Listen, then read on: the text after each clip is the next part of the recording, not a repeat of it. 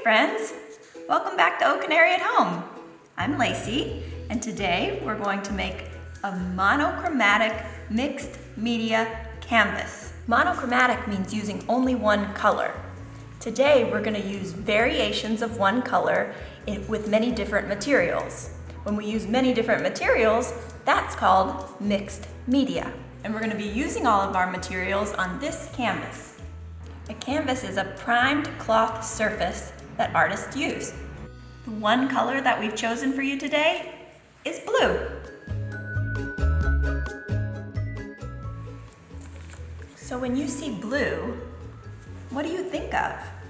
What does it make you feel? Some colors make us feel one way, and some colors make us feel another way. When I look at blue, I might feel a little sad, or not. It also makes me feel calm, cool. It reminds me of the ocean, the sky. There's this famous modern artist named Yves Klein. He was obsessed with the luminosity of the bright blue sky in the south of France. He called blue an open window to freedom, and his blue monochrome paintings became very famous. He even invented his own blue color called International Klein Blue. So today, you're gonna make your own blue monochromatic artwork, but we're gonna use lots of different materials. We've chosen blue for our kit this week, but if you're using materials at home, you can use whatever color you want. Now your Canary at Home kit is gonna come with a pot of blue, a brush, 4 different types of blue paint, and various blue collage materials. You also might want to have a small bowl of water for cleaning your brush, and then a little stack of paper towels to dry your brush. Your kit is going to come with 4 different types of blue color. We are going to mix those up in the video today to show you how we arrived at those colors, but you'll get them pre-mixed in your pot. The first color that you'll have today is primary blue. Primary blue is the blue on the color wheel. The second color you'll have today is a tint of the primary blue. A tint means that it is a color mixed with white. White makes colors lighter. Third color that you're gonna have is a dark blue. Sometimes we call this navy blue. This dark blue is a shade of blue. That means that I've added black to the primary blue. Black makes colors darker. The final color that you're gonna have is turquoise. Now turquoise is a little bit closer to green on the color wheel. All right, so you have your paints, you have your collage materials, and you have your canvas. Where will you begin?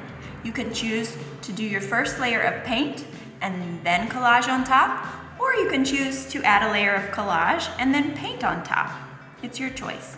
Now in your pack of collage materials, you'll have many different types of shapes and objects, which include blue buttons, which are kind of like these slick circles. You'll have some bumpy corrugated blue board. You'll have some blue pom-poms, some striped blue straws, perhaps some blue fabric. Now, all of these materials have different textures. That means that they feel different. For example, this shape, the corrugated shape, is bumpy. The fabric is soft. The button is smooth. Those are all texture words. I'm gonna start with the paint. Let's see. I think I'll start with a light blue, dip my brush into there, and I'm gonna cover my canvas. I'm gonna cover areas with that light blue. I don't really have an idea of what I wanna make today. I'm just gonna use the brush to lead the way. I'm gonna fill the whole canvas with different blue shapes, I think. And when we make a painting with shapes and colors that doesn't necessarily look like anything that we know, that's called abstract. I like to see the difference between the primary blue and the light blue. how does the way you move your paintbrush affect the type of paint stroke that you see? I'm gonna switch to the dark blue now, and this is where your little bowl of water will come in handy because you can wash your brush and then dab it dry on that paper towel. Now let's see the difference between the light blue, the primary blue, and the dark blue. It's dark, especially beside the light blue. Add some turquoise. You can see it's kind of mixing in with that dark blue. Now I've filled my whole canvas with color. I think I'll move on to some collage. But remember, you can use the collage materials while you're painting, you can use them before you're painting, you can use them after you're painting. There's no right or wrong way to make this. I'm gonna start my collage right away, but just remember, you can always take a break, walk away, and come back and do it later. I'm gonna switch to glue now and glue on some of my collage materials. First, I'm gonna wash my brush. Okay, so get all that paint out of your brush to switch to glue. Let's see. I'm gonna choose one of these bumpy corrugated shapes.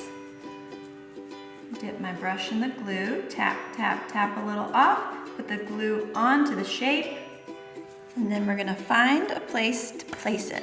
I think I'm gonna line up these, the edge of that shape with that edge of paint. With the lighter paper shapes, you're just gonna need a little bit of glue, but whenever I decide to choose something like a pom-pom or a button, you might need to apply the glue in different ways. If I put just a little glue like that onto my pom-pom and find a place to place that, you need to make sure you have plenty of glue for that pom-pom to stick to the surface. Same with these round paper straws. You want to be kind of generous with the amount of glue that you put on there. Even if it looks a little messy, when you place it, that glue will dry clear. Remember, in collage, we can always choose to overlap. Put one shape on top of another. And also, you can choose to paint on top of any of your shapes. Sometimes I like to use my fingers as tools. But just remember, when you're doing this at home, make sure to wash your hands once you get up from your art table. What do you guys think? Am I finished? How does an artist know when they are finished? It's a great question, and it's a question that artists that have been doing this for years and years and years always struggle with. When am I finished? I'm finished when it's just the way I like it. When if I added any more, it wouldn't make it any better. So, I think this is just the way I like it. And it's making me feel very proud of the work that I've done today. Sometimes artists give their work a title. Now, your title should be a word or a phrase that you think of when you look at your mixed media canvas.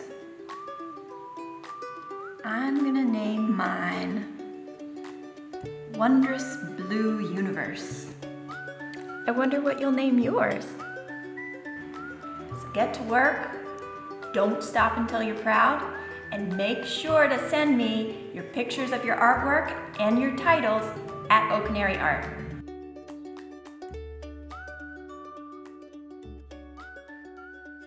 So grown-ups, when you're painting with kids at home, here's an art teacher tip. Monochromatic is one of the ways to go because the colors don't turn muddy. So limit the palette, use colors that will mix to a bright secondary color, or use tints and shades of one color, and you'll always get pretty beautiful results, even with the youngest of children. The paint that you'll get in your kit is washable, but sometimes even washable paints can be a little bit stubborn. So definitely lay down some paper on the table and throw in an old t-shirt or a smock when the kids are painting.